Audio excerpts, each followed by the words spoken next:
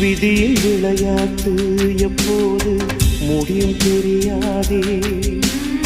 விடியும் திசை என்ன இப்போது அதுவும் தெரியாதே. நாளை எது வாழ்க்கை என்பேனே சொல்லி நடப்பாயோ. பாசம் தாழாமல் அங்கேயோ உள்ளம் துடிப்பாயோ. காலம் செய்த கோலம் என்று துன்பம் பொறுப்பாயோ. சோகங்களே வாழ்க்கையின் வேதமோ.